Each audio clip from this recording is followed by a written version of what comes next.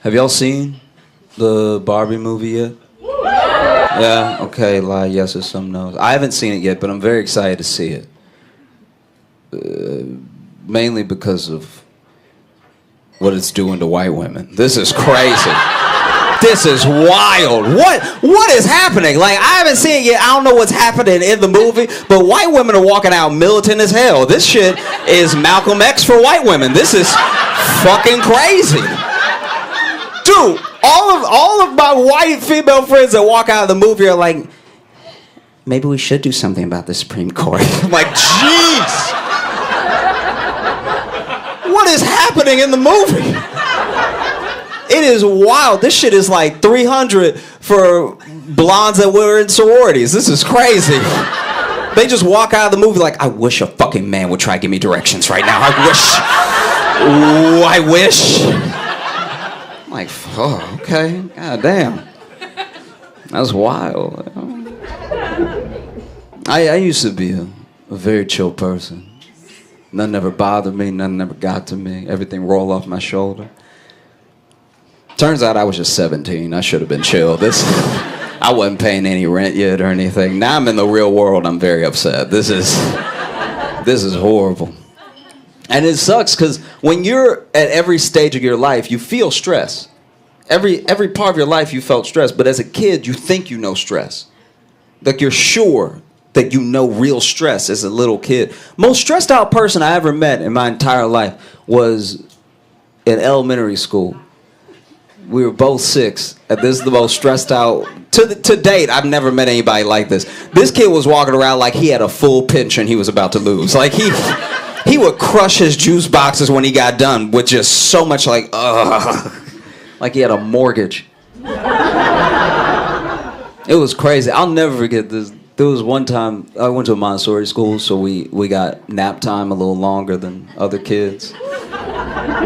And I remember we were both 6 years old, laying there.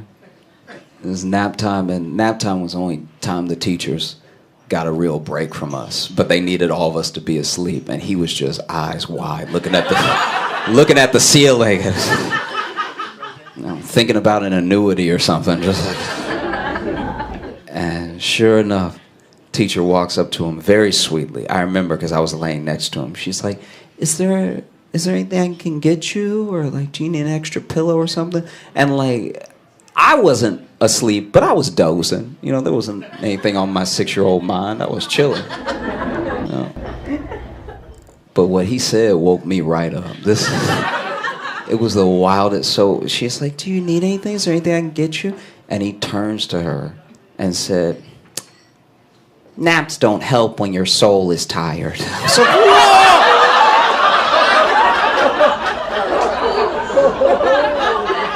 Little man, what have you been through?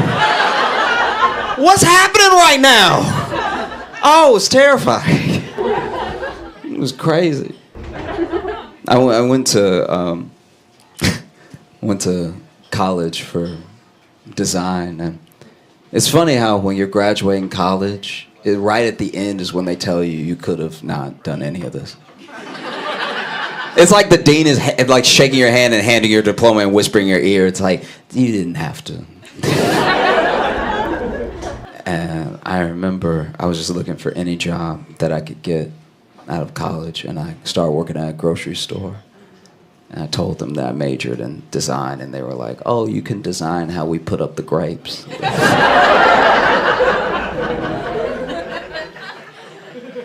And the grocery store that I worked at, I was in Chicago at the time, and it was a horrible neighborhood. It was very bad.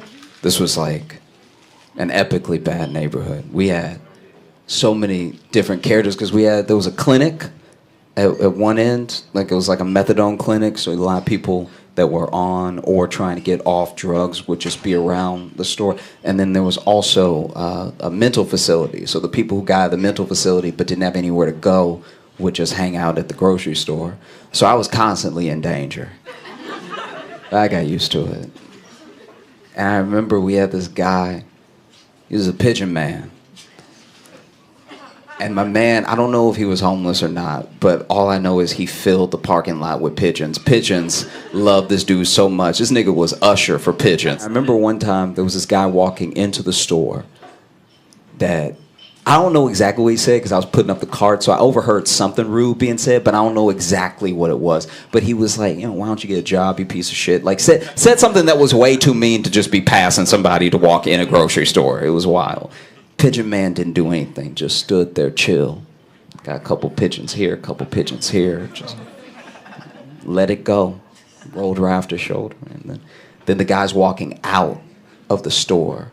And this is going to make me sound crazy. I'm just telling you what I saw. All right? Basically, that guy walked past Pigeon Man with his cart full of groceries. And then Pigeon Man looked at one of the pigeons and went, and then the pigeon flew into the back of that dude's head. And I'm not saying this man talks to pigeons. I'm just saying he did that and then the bird did that. That's all. I'm just relaying information. Don't look at me like I'm crazy. He went, and then the pigeon kamikaze the back of that dude's head. Almost knocked that man out. It was crazy. And then that's the other thing, too, is that there were so many characters that worked there, but then nobody warned me. So I just started working there. But when you work in a bad neighborhood, they don't make the people that come and frequent the store part of the training. They should do that. They should be like, all right, look, on Wednesday, it's going to be a nigga in a dress. He gonna walk in, he gonna start fighting everybody, all right? So you just want to take cover, right? They don't do any of that. They're just like, all right, and then this is how you fill out your timesheet. Like, they act like it's a normal place. It was not a normal place. And so there was one day where this dude came in, walked in very casually, stopped right after the sliding doors, took off his shirt, took off his pants, and went, "I'ma fuck everybody."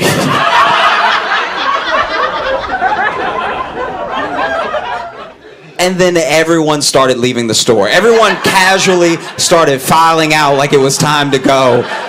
No one protested. No one even stood to see if he meant it. Everyone was just like, all right, should have got here earlier. I was ringing up a woman in my line, and this old, like, 80-year-old woman, I'm not even quoting her, she was like, fuck those grapes, not getting fucked today. And just keeps walking out. It was insane. Because then this is the worst part, too. They never had good security guards there. So then the man screams, right? And apparently he just does this. That's what he does it so much that customers were like, this is when we have to leave. This is not, the bread's not worth it. It's fine, you know what I mean? And then, all right.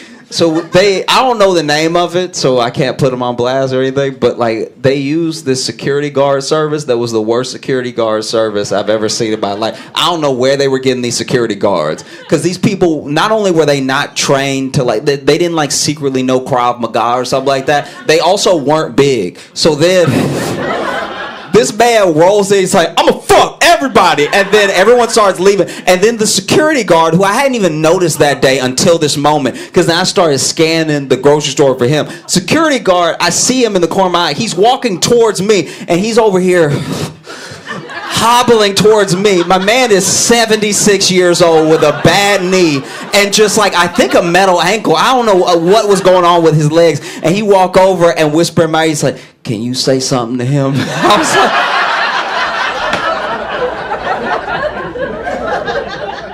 can I say something? I was like, can I say something? I just repeated it back until he answered something. I was like, can I say something to him? Can I say something to him? Like, can I say that? And finally, he's like, look, young blood, I asked them to give me a gun, and they said no. All right?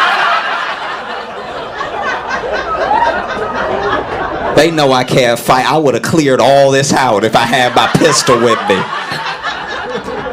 And then we just started, like, because the dude is just walking throughout the store in his underwear. And so we're just conversing about what to do. We're literally like, well, look, they pay me to put up the grapes. Like, I'm not really here for all this other stuff. And then he's like, this man is genuinely floating with me. He's like, you think I only live 12-minute walk away?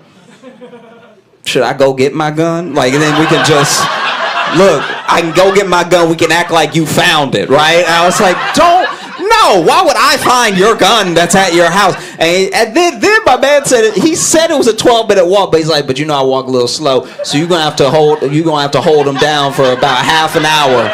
Because, you know, with this leg, you know, it's been troubling me. It's been raining and shit, so I can't move like I used to. So then I'm gonna go home. I'm gonna get the gun. I was like, it takes you 30 minutes to do a 12-minute walk. He's like, yeah, so it's gonna be an hour. Like it's gonna be quite a while before I can come. But as soon as I pop him, I bet he'll never be back here again. I was like, are you even a good shot? Like this is. Like at a certain point, you start considering it. My man is just like walking down the aisles. There's no customers in the store. He left, but he never came back. Like I don't know what happened to him. I think he quit. I think he quit when he got home. I think he hobbled home, and then he was like, nah. You all were great. Thank you so much. If you can tell by looking at me, but I was fired from being in a gang.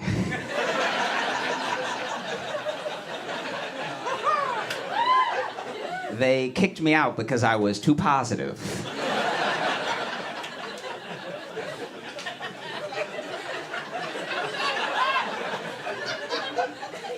They were like, why you always smiling, dog? I'm like,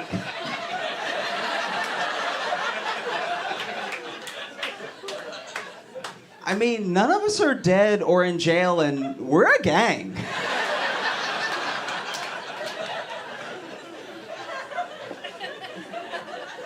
They also kicked me out because I apologized too much.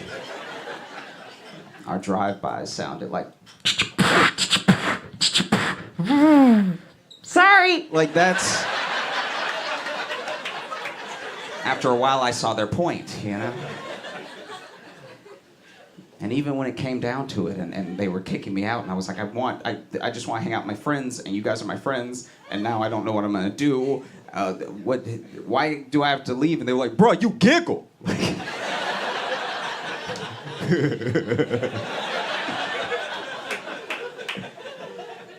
You just like a bad influence, dog. You know what I mean? Like, you over here bringing in puppies and lemonade and like. So I'm out. I didn't know that I looked busted today until a homeless man didn't bother asking me for change. And he asked everyone, all right? He was like, hey, brother, hey, brother, hey, brother, hey, brother. Hey, brother, hey, brother, hey, brother. Oh, it hurt my soul. I took an Uber to get here, and I've come to a decision. We should not be able to see the car in the app on the way to pick us up. It's a bad idea. You are only watching mistakes. You are just watching like, oh yeah, 6 rights and you'll be here. That's perfect. That is wonderful. That's just what I wanted, you know? No, take another right. That makes sense. No, you should pass me. You're right, you know? Sometimes the car will disappear and then reappear in a place that is still not here. You know what I mean? And you're like, wow, teleportation. I had no idea we had reached this level of technology. That's amazing. Sometimes the car will just start spinning.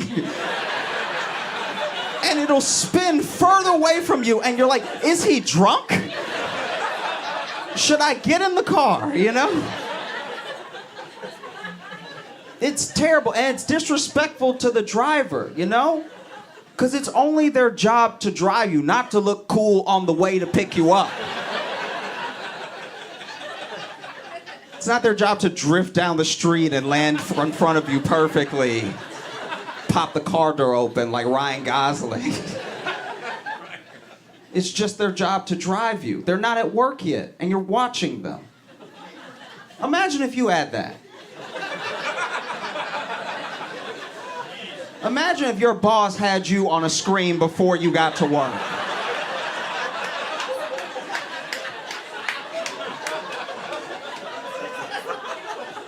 It's like, okay, this man know he late. He going to Starbucks. All right.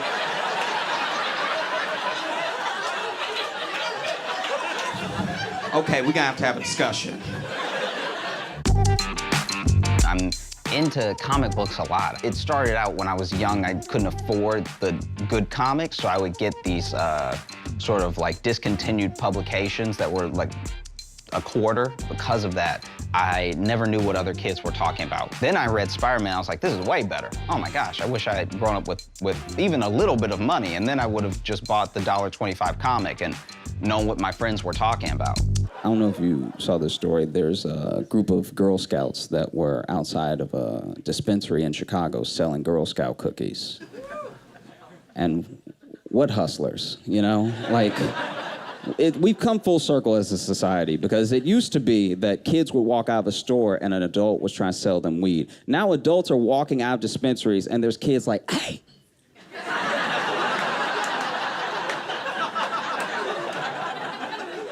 Hey. I got that good shit.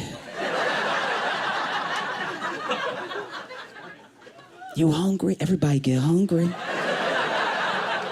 You don't want none of this? I got that Thin Man. I got that samosa. I got that praline. I got that mango cream.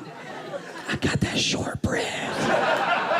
I used to think a lot about who I wanted to be when I grew up, like what I wanted to be, everything, you know? And I think I finally decided, when I grow up, I want to be the dude that I am on the first date. That would be amazing. If I could be that dude for real, that is... He is somebody to aspire to, you know what I mean? That dude Reed.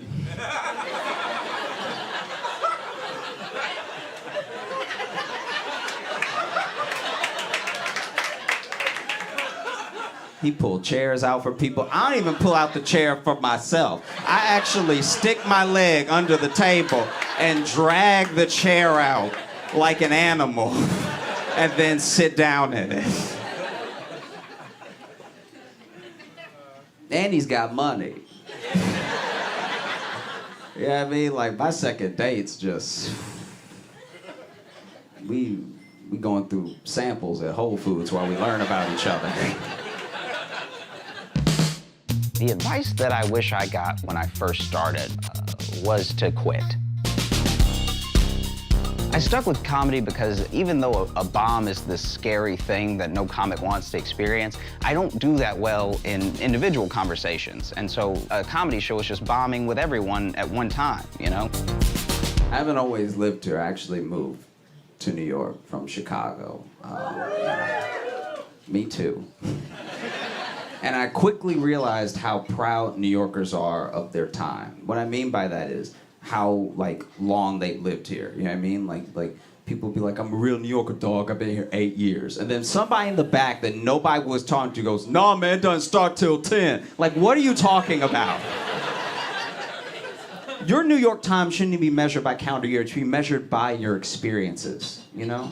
Like, if we all moved to New York tonight, and we got off the plane and we got on the train, and then we got off the train as the train doors open, a homeless man coughs in your mouth, you've been here 2 years.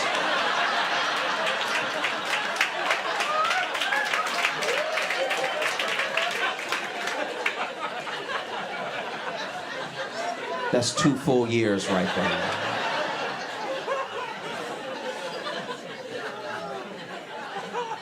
I was walking down Times Square, which was my mistake, you know what I mean? And I was walking down the street, I saw this young woman, clearly not from New York, because she was smiling very wide. She was genuinely happy.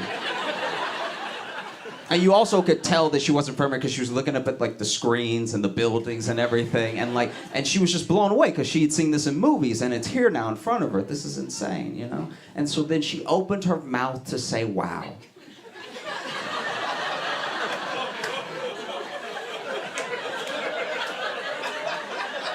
Everyone who laughed is from New York.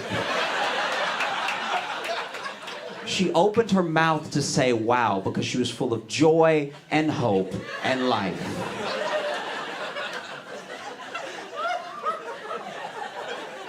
And as soon as she opened her mouth to say wow, a bag flew in her mouth. And it's like, yeah, that's what happens here, all right? Were you happy? New York noticed, and it's in a dirty Walgreens bag to fly halfway in your head. close your mouth and tuck your chin like an adult.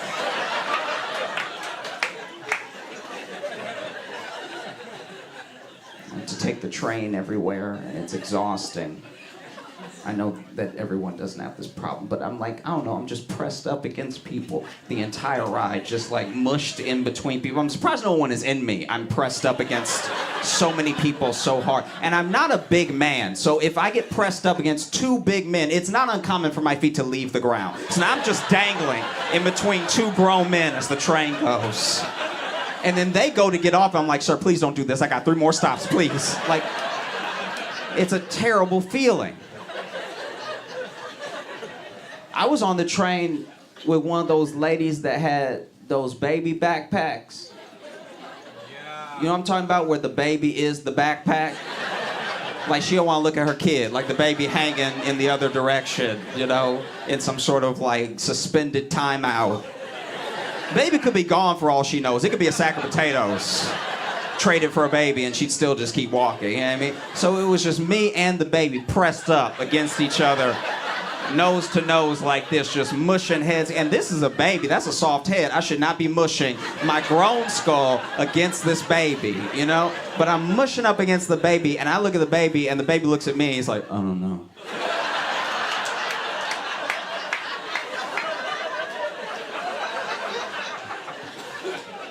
I don't know what you want me to do.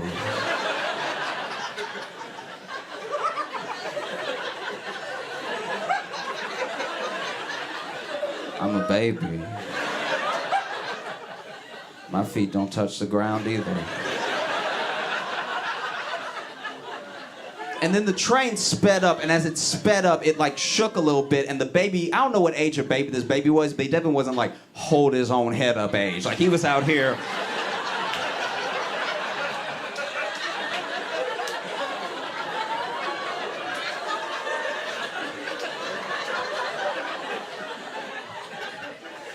So then the train sped up and the baby went weightless, and for a split second his little foot went in my mouth, right? And like, not like, I didn't close my mouth, I didn't suck on his foot, but still it was a baby foot in the dirty New York air, you know what I mean? And so I'm choking, and as I'm choking, because there's no shoe, but I mean I'm choking, and I look at the baby and the baby looks at me, he's like, I don't know what you want.